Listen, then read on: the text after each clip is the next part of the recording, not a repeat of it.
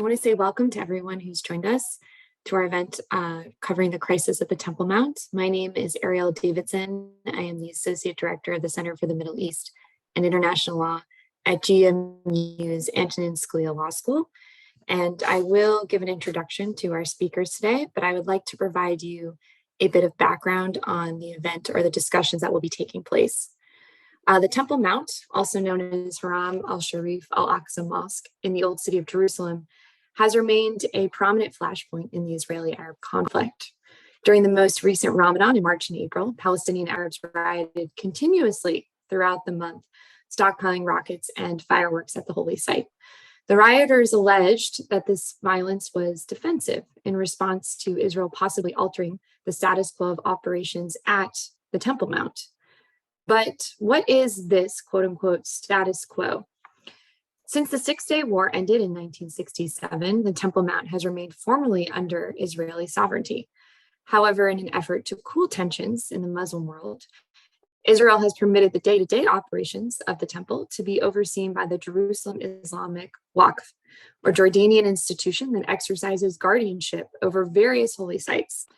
To this point, Article 9 of the 1994 Israel-Jordan Peace Treaty stipulates that both parties agreed to, quote, provide freedom of access to places of religious and historical significance. But for Jews alone, this access at the Temple Mount in particular is limited. The current status quo is that Jews are permitted to visit the Temple Mount, but they're not allowed to pray at the Temple Mount, which remains the holiest site in Judaism. Only Muslims are permitted to pray at the site. However, some sectors of Israeli society understandably have continued to balk at this arrangement. And I think it may be important here to note, what does this enforced status quo actually look like in practice? Well, I can answer that question for you rather briefly. Police at the site are instructed to stop any physical manifestation of Jewish prayer at the Temple Mount. Last year, the police banned a Jewish man from visiting the site for 15 days after he was seen whispering Jewish prayers, a ban that the man eventually challenged in court. The Israeli District Court defended the decision out of a concern that any tacit support of Jewish prayer alone might spark Arab violence, the rationale being that quiet prayer is still overt if noticed by others. In an age when addressing religious persecution is supposedly a priority of the international human rights community, this situation is extremely striking. And there are a few questions I want to pose before we start this panel, and Professor Konorovich and Professor Sharps, I'm sure will have a very engaging discussion, but I leave this for the audience and potentially for our panelists to pick up on. What is the actual status quo at the Temple Mount, if there is one? What point and to what extent is it appropriate to restrict the religious expression of one group for supposed stability? And given frequent rioting at the site, has this status quo actually ensured stability? And then a few last questions. How does the regional context influence our comfort with this situation? And to what degree should it?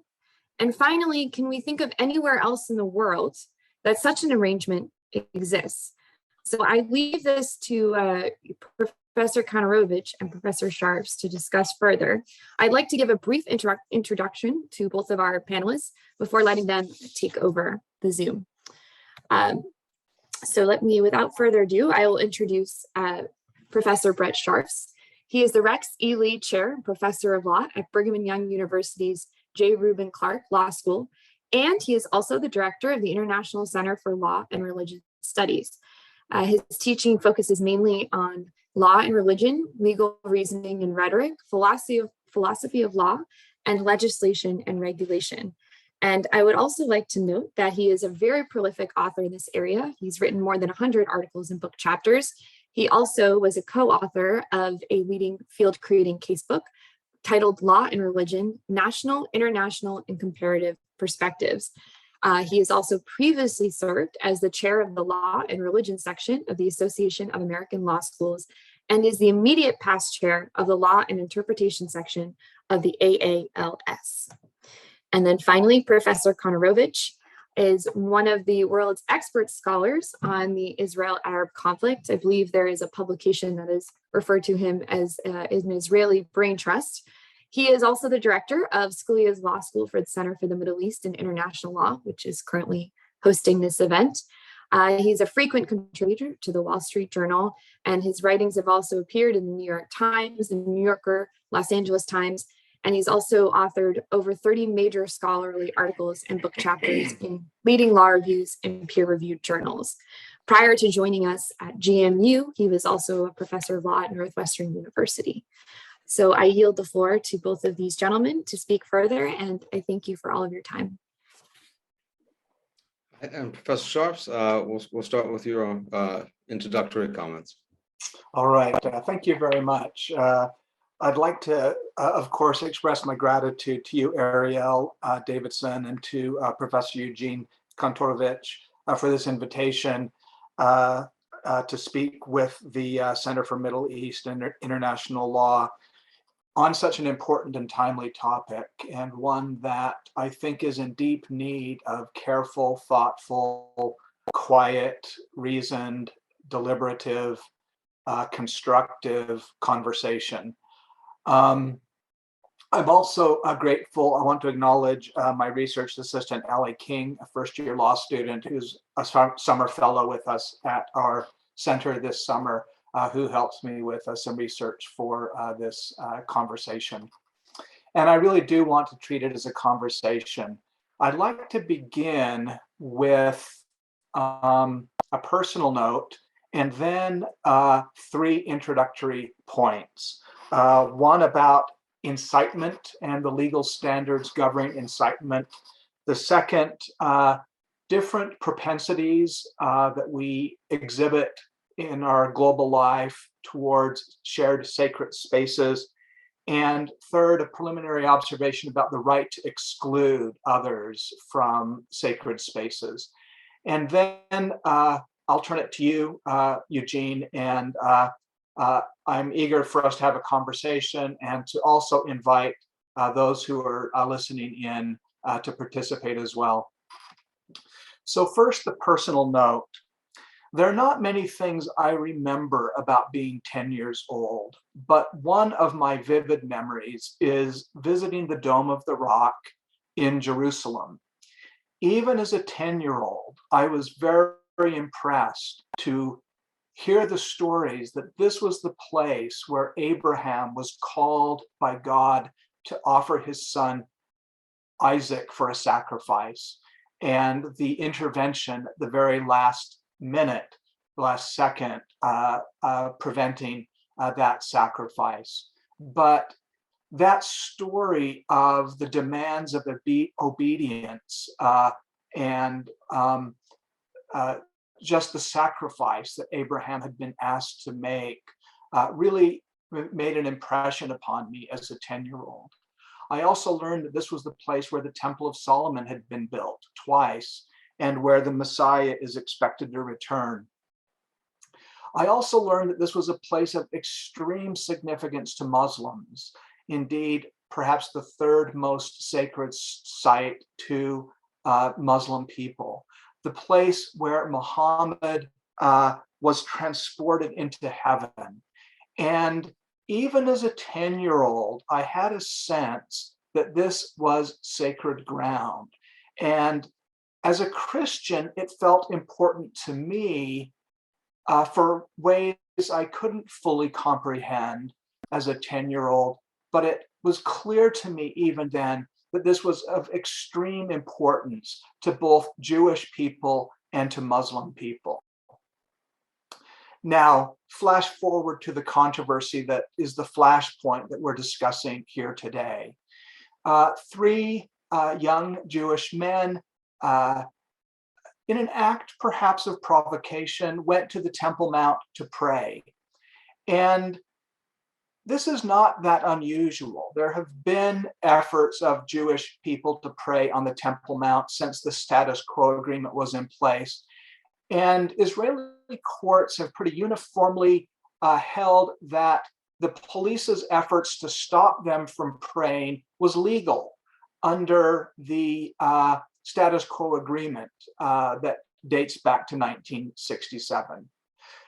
In this case, the magistrate's court surprised most onlookers by ruling that this was a violation of the religious freedom rights of these young men. And this sparked protests and counter-protests that were at sometimes violent. And perhaps it is not a surprise that the district court reversed the magistrate's court's holding, upholding the status quo agreement on the basis of upholding the status quo agreement. And by describing the boys' prayers as an incitement to violence. And this is really striking because there's something deeply unintuitive about this. When we think of our own prayer practices, I think most of us would not think of what we are doing as in any way inciting. And yet that was sort of the legal terminology that was used to describe these teenagers' actions. And so I want to just say a word of background about how incitement is analyzed under US law and international law, just as a way of setting the stage for our conversation. Under US law, incitement to violence is not protected free speech. And the boundaries of what constitutes incitement to violence was described in a famous case called Brandenburg versus Ohio, which involved the Ku Klux Klan marching in Ohio through a neighborhood that was predominantly Jewish. So this was very provocative and designed to outrage. Nevertheless, the Supreme Court held that this was protected speech because it did not amount to an incitement to violence. And so in the United States, the threshold for what counts as incitement is quite high. There's a two-part test that the Supreme Court utilizes. First, the speech must be intended to provoke imminent lawless action. Every word of that, as you can imagine, is significant. First, speech. Second, intended. Third, to provoke imminent lawless action. And this is a subjective prong of the test. This is talking about what the speaker is trying to do. The second prong of the test is that the speech is likely to cause such action. In other words, a lawless reaction. This is an objective element of the test. Now, as we can imagine, one of the big problems that arises in free speech jurisprudence is what's known as the heckler's veto. If you insult me and I respond by punching you in the nose and saying I had no choice because you incited me, this can result in what is known as the heckler's veto. That is the ability of those who take offense easily to overreact in a way that renders the criticism of them illegal. And so this is an ongoing, recurrent problem that occurs in the law of incitement. An example of this that I often share with my students is the Danish Muhammad cartoon controversy. The Danish cartoons depicted Muhammad, the prophet, in a way that is forbidden or discouraged. It varies in different interpretations of Islam, but it did not provoke violence. Later, about a month or more later, certain imams began showing the cartoons to their congregations and utilizing this as a way of stirring their followers to anger. And that did result in violence. And so what is the trigger and what is the cause of violence is sometimes a very complex matter. And sometimes it's the reaction of the audience that triggers the incitement to violence rather than the original speech itself. Now, under international law, the analysis is quite similar. This is governed primarily by Articles 19 and 20 of the International Covenant on Civil and Political Rights. And basically, there is a presumption in favor of freedom of speech that would include freedom to pray, and limitations are only permissible on conditions. And there are three important conditions. The first is the limitations must be prescribed by law. The limitations must be public, transparent, and there must be no unbounded discretion for government officials. Now, with respect to the status quo agreement, even this prescribed by law condition, which is a very low threshold requirement, is perhaps not met because it's difficult to say exactly what the status quo is. It's nowhere written down in a very clear and precise way. And one of the problems that recurs is there are disagreements about what the status quo agreement is actually an agreement to do and what its limitations are. The second prong of the international law treatment of freedom of speech is that limitations must be legitimate. In other words, they must be based only upon one of the stated grounds for permissible limitation. And these grounds for limitation include the rights and freedoms of others, national security, and public order. And here the argument would be that this limitation on speech is permissible based upon concerns of national security or public order. The third prong of the analysis, and in a way the most important, is whether the limitation is necessary and proportionate. This is sometimes called the necessity test.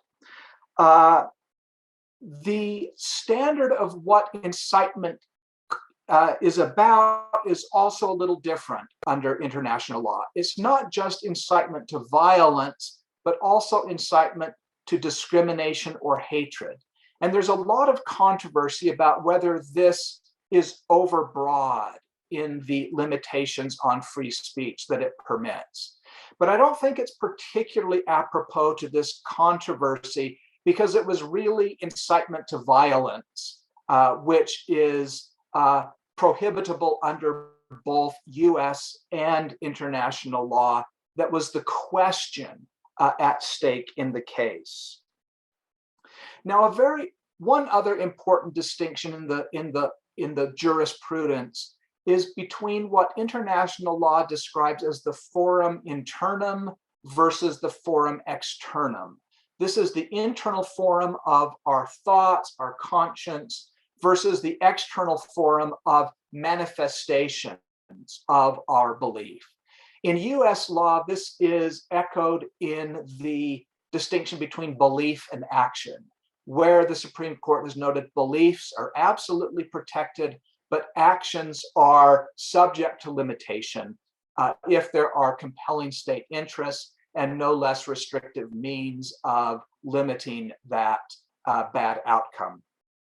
Now, what about what Ariel described, words whispered in silent prayer? Does that count as internal or external? I think it's a borderline case, and it's one of the hallmarks of difficult cases is that they lie at those borderlines. But what it illustrates is that the tensions are so fraught and the feelings are so high on Temple Mount that even a manifestation as minimalist as a whisper can be viewed as an incitement to violence. So that's my first preliminary point about international legal standards and US legal standards for incitement. The second preliminary point I'd like to make is about sharing sacred spaces. Now, many sacred spaces are just yours or just mine. Usually property is purchased and a temple, a church, a synagogue, a mosque is built upon that property. But sometimes that property is fraught with historical significance and by claims of sacred importance to more than one group. And I don't think there's any place in the world that is a more sort of prescient example of that than the Temple Mount. Now, with respect to shared sacred spaces, I think there are three observable competing impulses that we see around the world. The first is the impulse of conquest and exclusion. History is replete with conquerors building a temple to their God upon the ruins of the temples of conquered people. This sends a powerful message about who is in charge. And history shows us that it's not enough to build your temple next door to the previous sacred space. For some reason, it's important to build upon it, to conquer it, to dominate it, and to exclude others. Here, think, for example, of Hagia Sophia, the important religious building in Constantinople, in Istanbul. This was first a Byzantine church, later a Catholic church, and finally in the 14th century with the Ottoman conquest, a mosque. And each building was built upon and to expand the previous building. So that is an example of the impulse to conquer and exclude. The second impulse is an impulse to secularize sacred spaces. In other words, to turn it into a museum.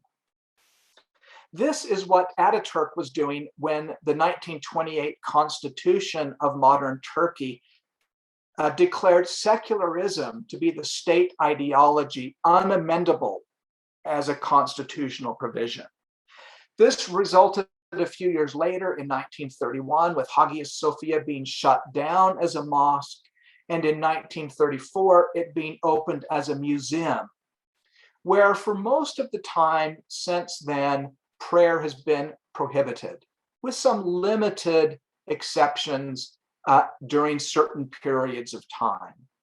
And this impulse was perhaps ratified by the United Nations Declaration of Hagia Sophia as a World Heritage Site in 1985. So that is an example of the secularization of sacred spaces.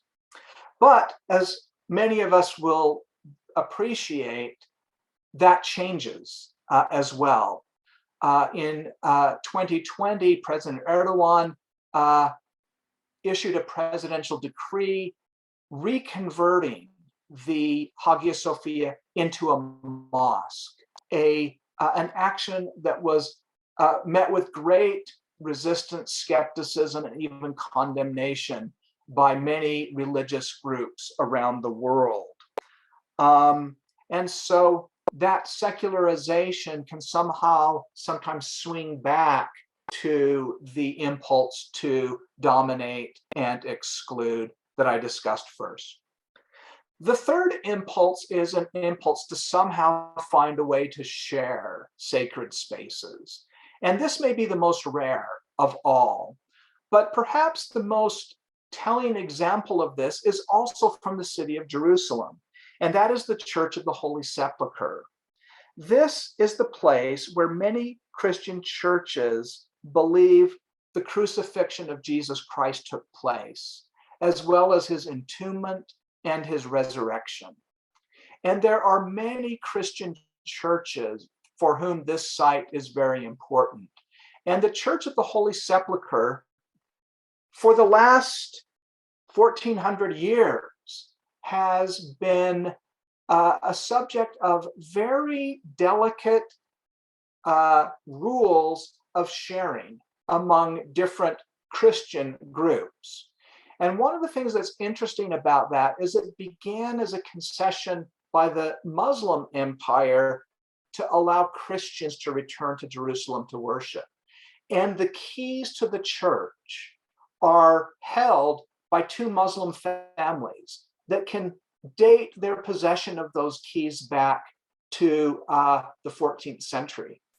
And the current set of keys is 500 years old. There's another older key that's 850 years old that broke. And every morning and every evening, these two Muslim families, one presents and the other takes the key, unlocks the lock at the top of the door, unlocks the lock at the bottom of the door. And this modus vivendi, this peace truce, which probably satisfies no one, results in an attempt to share the sacred space. Now, occasionally there are flare-ups because someone misbehaves, perhaps out of ignorance, perhaps out of malice, perhaps out of provocation.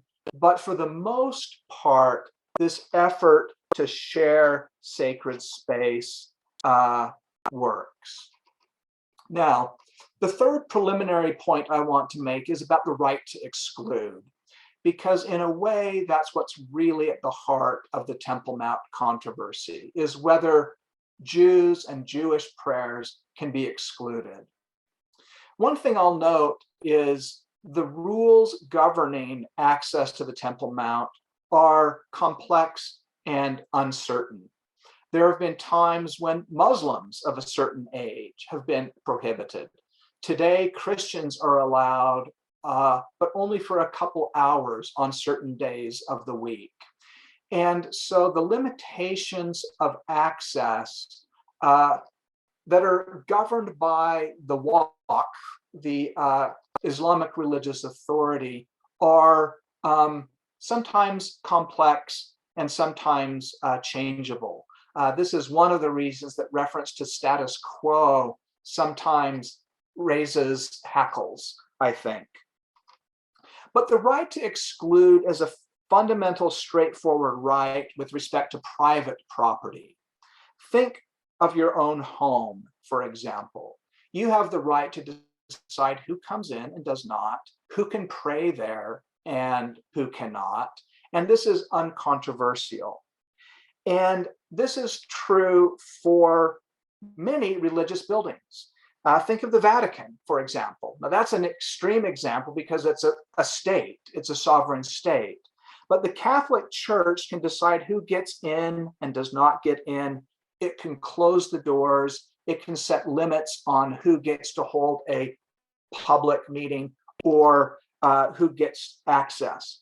And so, for example, it's uncontroversial that the Sistine Chapel is governed by visiting hours. And when a conclave meets to select a new pope, none of us who are not cardinals have the right to claim that we're being excluded unlawfully from that sacred space. So with respect to private property, the right to exclude is straightforward. What about public property? Well, here the right to exclude also often exists.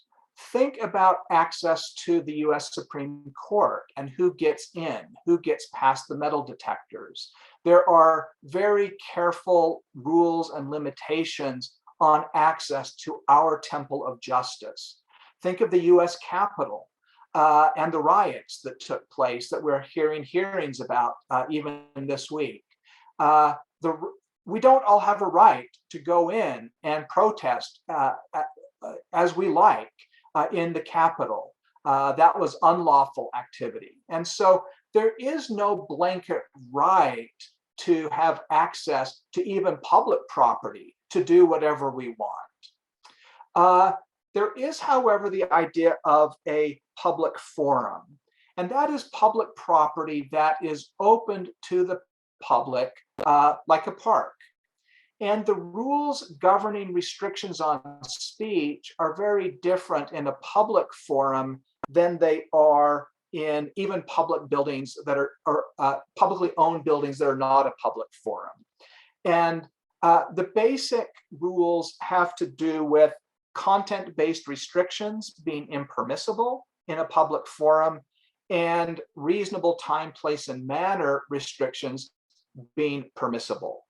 Now, whether the Temple Mount is a public forum or not, or would be considered so under US law, is an interesting question that I won't attempt to answer at this moment.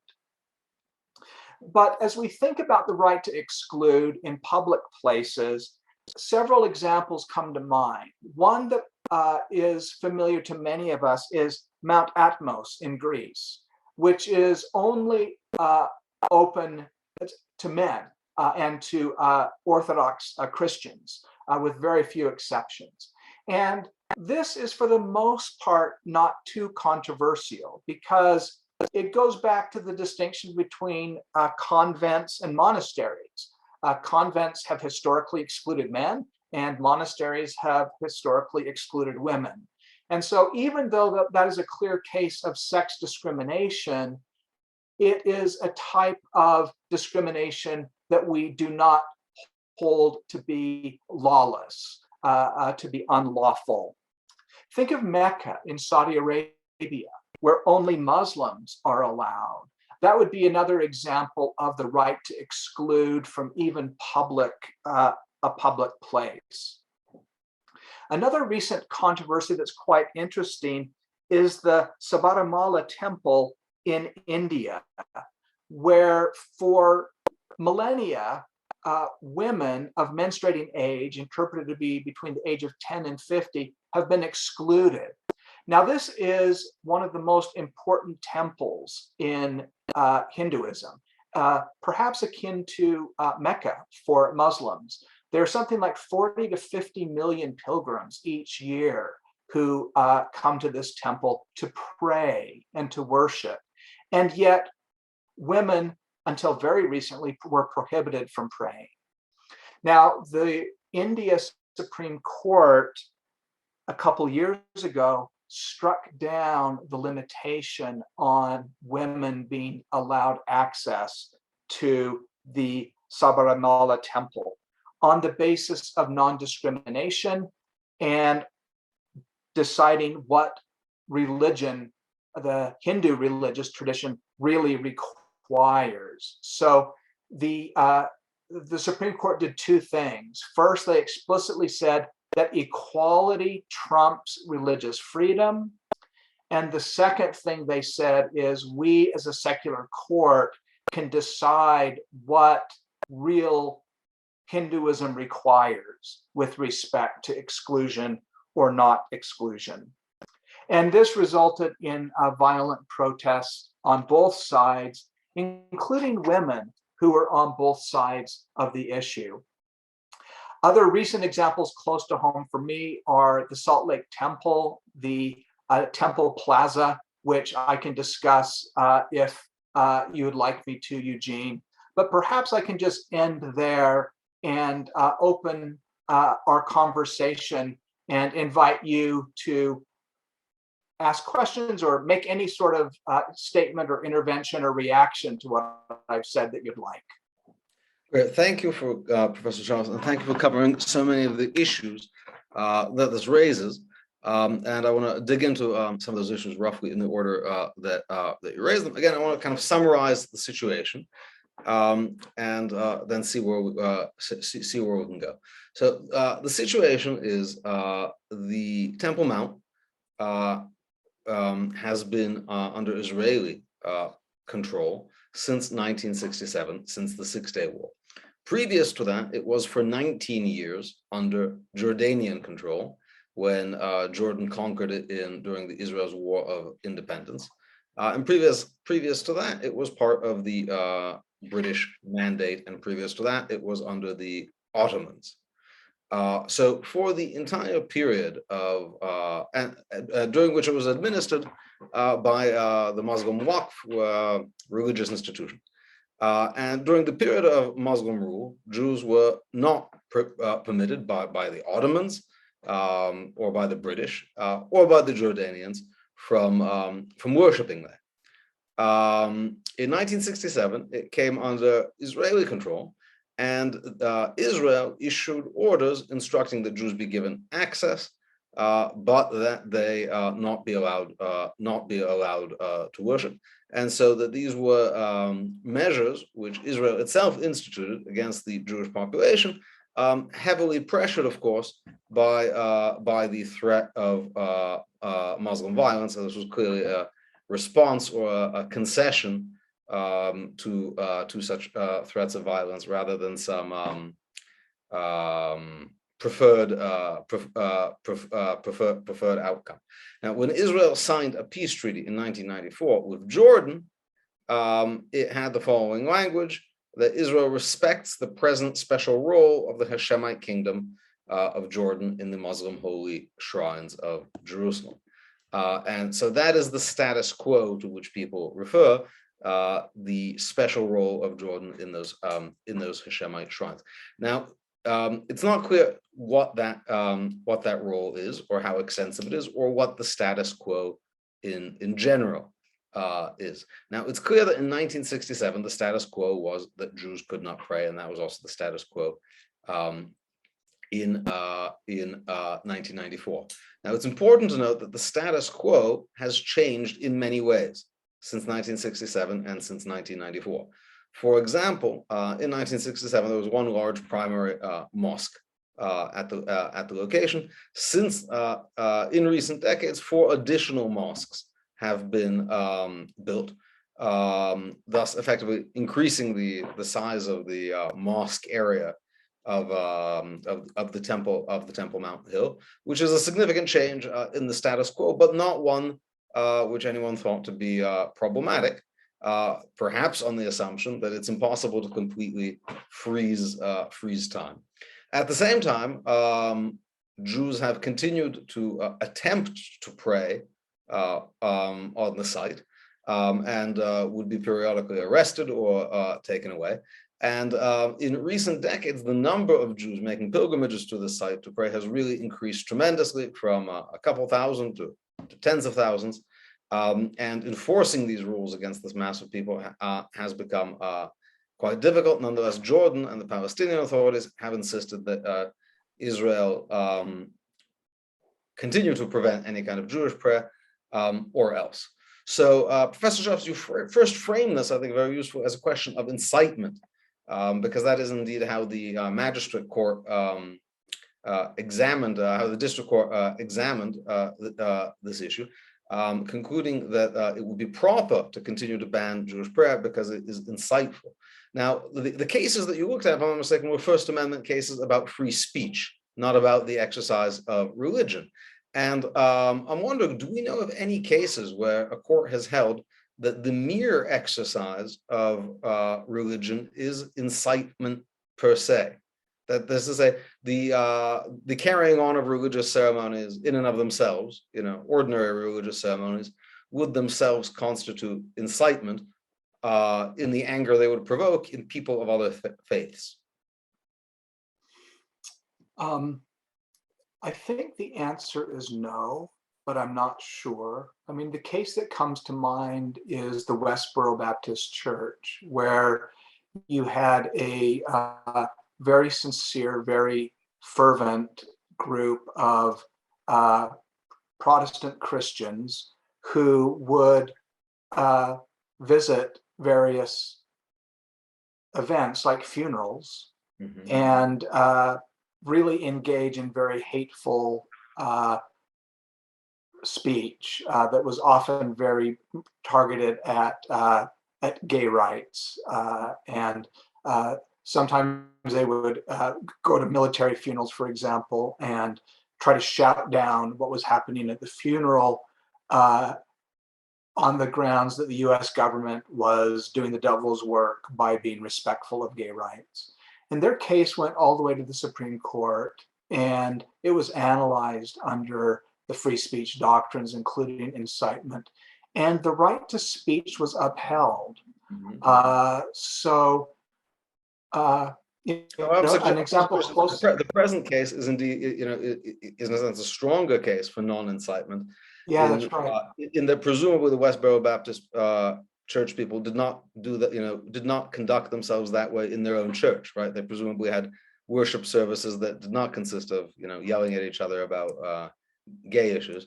They presumably had some kind of prayer service. So the question, an ordinary prayer service, not one sort of, as you said, targeted, and that's the unusual. That's the unusual thing, because when the courts look at incitement, what they're looking at, are you engaged? So the classic incitement, of course, the most obvious case of incitement, is when you actually call on people to engage in violence. Right. That is the typical, or say words that are calculated to make people want to do that by maybe not calling for them, but saying those people over there are like an immediate threat to us, or without spelling out what needs to be done. But conduct that itself is not considered a nuisance or a tort. It's really hard to think of examples where that could be considered, right? The question is it a nuisance, right? Could you abate it as a nuisance? And it's hard to imagine conduct that, would not be abatable as a nuisance, that could be imagined to be insightful in itself. But I think you're very crucially raised. There is even in this analysis, the question of the heckler's veto, right? And my understanding of the Jerusalem courts reasoning was that it is reason enough to ban this prayer service simply because of the violent reaction it will provoke in others, even if it is not calculated to provoke such a reaction, and even if such a reaction is not reasonable, right? Without on the part of no one's suggesting that it's a reasonable reaction, or that like anyone would have to behave that way. That was not part of the court's holding. And that is truly extraordinary. And so what I want to really raise and moving is the question. This is how we like to think often about these things at the center. The Temple Mount is, of course, one of the most controversial flashpoints in the world, has become one of the most controversial flashpoints in the world, and feelings run strong there. So one way to kind of abstract from these feelings is, is this a rule that we could really accept, right? That the worship services, say quiet worship services, by a religious group outdoors near a particular site could be banned just to members of that group, which is different from some of the example. In the museum example, you ban everyone, right? So in this example, where you ban just one particular religious group. And I guess one way to think about it is, what if things were reversed, right? What if, for example, the Israeli government said, we have a problem here. We have Muslims and Jews, both of whom want to pray up on the Temple Mount. It's not working out so well, right? They don't like it when they're both there. So we're going to ban Muslims completely. We're going to ban Muslim prayer on the Temple Mount. Presumably, that would be seen as an extraordinarily objectionable interference with the Muslim exercise of religion. And so it's hard to think of, and I've been thinking about, and I think you mentioned a few, I'd like to discuss them, parallels in which one particular group is banned from a holy site, especially a holy site that's particularly important. Now, the Greek example, I don't know if that mountain, what's it called? Mount? Atmos. Atmos, if it holds any religious significance to non-Orthodox Greek Christians that they might want to pray there, I don't know. It's an issue that would arise presumably when you have multiple groups that wish to pray there, or where some group is being disallowed. You mentioned the Church of the Holy Sepulchre, right? So again, that's an extraordinary situation. There's about 13 or Christian denominations there that have the mapped out space divided. And you have these Muslim custodians who open the doors. If there's problems, the Israeli police come and respond. But what if the Israeli police said different? They said, we have a lot of things to deal with in the old city, right? The Israeli police. We don't want to be dealing with this complicated arrangement with the 13 Christian denominations, that we have to break up the fights if they happen. We're just going to close the church. We're going to say nobody can pray there. Right. That would presumably, or we could, or what if the Israeli government said, we looked at it. I'm just picking a random example. Let's say one of the Orthodox churches. I don't know. There's many Orthodox. One of the Orthodox churches, they're more unruly. We're going to ban them from worshiping there. I think that would be very controversial. And I think the clearest example that you mentioned, and it's one I thought of, is Mecca, right, where Muslims are banned, non-Muslims are banned completely by Saudi Arabia. I think that, so that's a fantastic example. That is perhaps the only other place where we see this.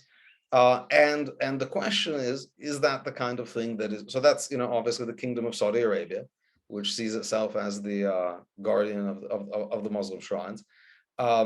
So is that, does Saudi Arabia's practice, does it prove the legitimacy of this? Or is it the exception that proves the illegitimacy? That is to say, can we learn general practices for the observance of international religious freedom rules from Saudi Arabia? So, United States religious freedom boards have consistently labeled Saudi Arabia as perhaps the worst upholder of religious freedom in the world, practicing what some have called religious apartheid.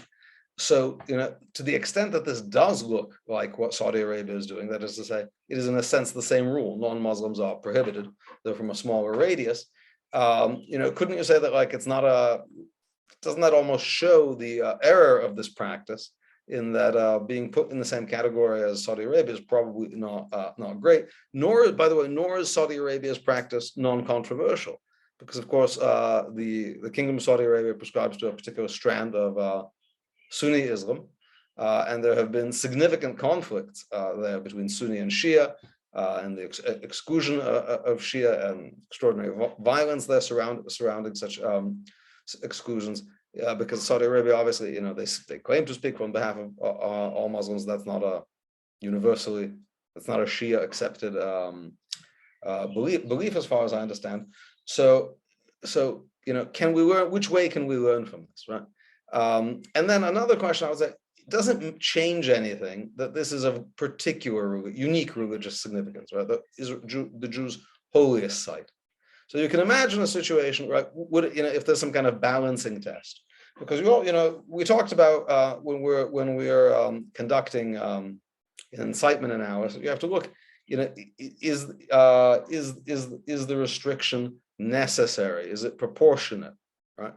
So in terms of proportionality, how would we consider the sort of unique nature of the Temple Mount that might make it different from, let's say, just a synagogue somewhere? And can such a restriction ever really be necessary? Because again, we have a Kosian problem here, right? That is to say, a problem of incompatible use. Well, a one-way Kosian problem. As far as I understand, Israel and Jewish religion makes no objection to Muslim prayer at this site, but Muslims do make an objection to Jewish prayer. So, given this, right, it's not clear what the necessary solution is, right? You have one solution is to essentially enjoin Jewish prayer. Another solution would be to enjoin Muslim prayer. Right? A priori, it's hard to see. It's hard to see how one is better than the other, assuming that you have this possible tool of enjoining prayer. But on the other hand, I would suggest that we could learn from the fact that we don't see this done by Western democracy. We really don't see this done outside of Saudi Arabia. Religious exclusion to sites that other religions might particularly want, as maybe some kind of prima facie evidence or state practice suggestive that this is not something that we would want to learn from. So let's say Israel, again, totally crazy hypothetical example. Let's say Israel said, you know what? We're having so much fun excluding Jews from the Temple Mount. We're also deciding to exclude the Baha'i from the Baha'i temple.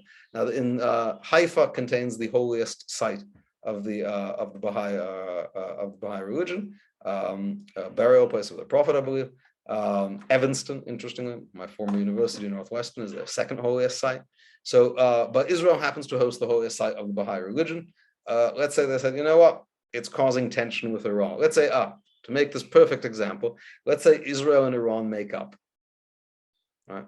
And as part of that, they sign a treaty. And Iran says, we don't like the Baha'i, which they don't. And you have to suppress their worship at the Baha'i church. And Israel says, okay, we're going to do it. And we're doing this now pursuant to a deal with Iran. So we have to uphold that deal. I can't imagine anyone thinking that would be, vaguely legitimate. So the question is, why is there a different attitude here? Or is it really just the loudness of the heckler's veto? So you ask a lot of different questions, and I'm not quite sure which to respond to. But let's start with the question. Is if we think that this is isn't the good test of whether this is proper to think whether it's generalizable? So yeah, I think that's a good place to start. So let me just focus on this, on the doctrine of incitement as understood in the United States and in international law. So I think it's important speech to be prohibitable. There are two prongs to the analysis. The first is based on the intent of the speaker. And they need to have an intent to provoke imminent lawless action. And I think one of the defects of the court's analysis in the Israeli case is I don't think we know much about the motivations of the young men going to pray. Now, it's possible that they were simply sincere and fervent in their desire to go to a very sacred place and offer private prayers. It's also conceivable that they're trying to provoke a fight, that they're doing something that they know is deliberately provocative and that is designed to escalate a conflict. And we know enough about the Israeli-Palestinian conflict to know that sometimes there are actors who do things to provoke conflict, not just even something that might appear innocent or uncontroversial on its face. I don't think we know the answer to that question. And so that's one of the things that makes the case unsatisfying to us. But I'm a little surprised by this answer. I want to stop you. I think most of the people, from what I understand, are actually speaking to pray, and that's why there's been a big increase. Like that is to say, when it was 1,000 people, this was like really hardcore people, and now that it's 40,000, it's not 40,000 insiders, it's 40,000 people of all stripes. But I would think that there would be some kind of safe harbor, right? If the thing that incites is inherently reasonable, the fact that it might also be done knowing it is inciting, right, would not, make it enjoinable, right? So let's say a black family wants to move into a white neighborhood, right, to show that they can, right, even though they know it will drive the neighbors crazy, right? They know, and maybe they want to show, right, that craziness is illegitimate, right, and not proper. One wouldn't think that the negative reaction of the neighbors, even if it's foreseeable, right, would allow that to be stopped. Yeah, I think that's a good example. And I think it's why we have to have, in addition to the subjective test, an objective prong to the analysis as well. And that is, whether the action is likely to cause such a reaction. And it's that piece that raises the heckler's veto problem. And I think it's just an inherent feature of the test that it becomes difficult to know how much power to give to the offense takers. You can imagine a scenario where the Jewish neighbors experiencing the KKK rally, responded with guns and pitchforks, and you can imagine a different outcome to the case, because the actual social reaction is part of the analysis. And it makes us uncomfortable, I think, appropriately so, because we don't want the offense takers to be unduly empowered by their proclivity for taking offense. That's why I use the Danish cartoons controversy as an example of something that was deemed widely viewed as hate speech, but I think perhaps improperly, because the provocation was not just the cartoons, which went mostly unnoticed, but the efforts to stir up one's own community to reaction. And so I think that is significant as well. Let me also say something about the revisit the private property dimension to this. One of the things that makes this situation so challenging is that the property status of Temple Mount is unclear. if we have private property, the right to exclude is uncontroversial. Let me talk a little bit about the Salt Lake Temple example, because this illustrates this pretty easily. In Salt Lake City, there are two blocks. The city is laid out in a grid that are owned by the church across the street from one another. One has the temple and one has the church administrative offices. And the church wanted to purchase the one block strip of Main Street between those two blocks to create a plaza, a pedestrian plaza. And this was controversial because there are strong feelings on both sides of pro-Church of Jesus Christ and anti-Church of Jesus Christ people in Salt Lake City. And eventually the city council agreed to sell the property to the church, but they did it with an easement. And the easement required public access to the property. But the easement also allowed the church to enforce certain regulations against protests, against people in bathing suits, against bicycles, and so forth. And the ACLU brought a lawsuit saying that this easement violated the free speech rights of the public. And the case went to the district court and then to the 10th Circuit Court of Appeals, and the ACLU won. And so the church's ability to exclude protesters was struck down. And what happened next is very loud and perhaps obnoxious protesters began showing up at the plaza regularly, shouting and denouncing people of faith, people of the Latter-day Saint faith. And they went so far as trying to disrupt and heckle photographs, wedding photographs of people taking their wedding photos on the steps of the temple. And this just became an embarrassment. And so the city decided to sell the easement to the church.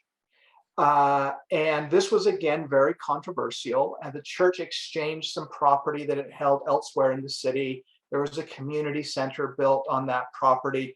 And the church got private property status with respect to that plaza.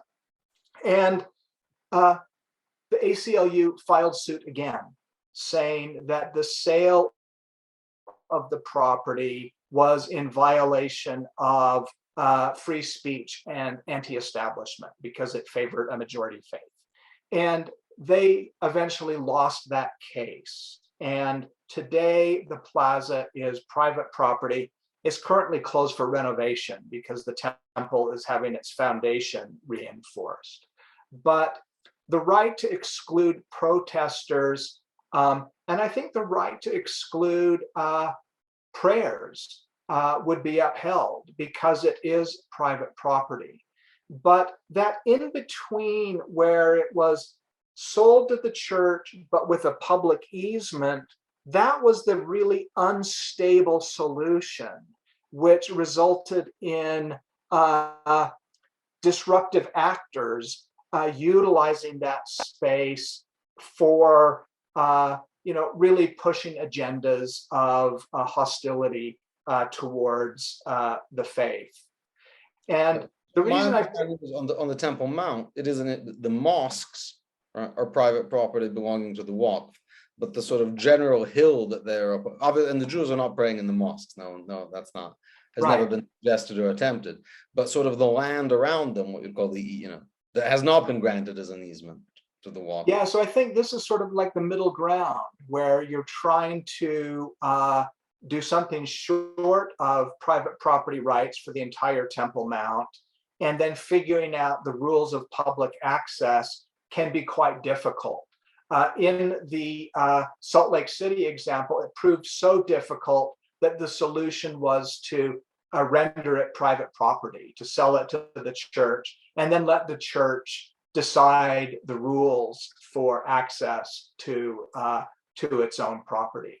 Now, the sidewalks around the temple are different. Every year, the church has general conference twice, once in the spring and once in the fall. And you'll find very vocal protesters holding signs, telling the attenders of conference, the Latter-day Saints attending conference, that they're all destined for hell, sometimes shouting at them, sometimes mocking their sacred attire and things like that. And that speech is permitted because it is on public property. That really draws, I think, again, this distinction. I mean, the examples that might even come close to incitement, which these protests outside of the temple in Salt Lake City, do not meet the test of incitement. Whereas even more so for things that are not targeted critical speech. Because again, the thing with speech is you can always say, look, there's time, place, and manner restrictions, right? So conceivably you could have said in that case, right, if those protests were disallowed, there's other ways in which one can send a message of disapproval, right, about the Church of Jesus Christ of the Latter-day Saints, right? You don't have to do it here, but in the case of religious worship, it's performative, right? That is to say, doing it on the Temple Mount is the thing itself that is being done, and you can't say, you know what, don't do it here, do it at your other holiest site, because there is no actual there's no substitute performance, because it's not communicative, except maybe to God, it's performative. But I think we've reached past the top of the hour. I wanted to see if there's any questions from the audience before we wrap up, because we've covered so much ground. And we can throw it out if any of the attendees want to put up in the comments any questions, and I will field those. Yes, feel free to put them actually in the chat if you'd like to ask a question.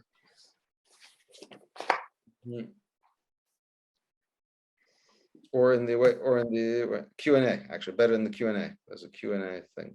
Yes, there's a Q&A function as well, whichever is easier.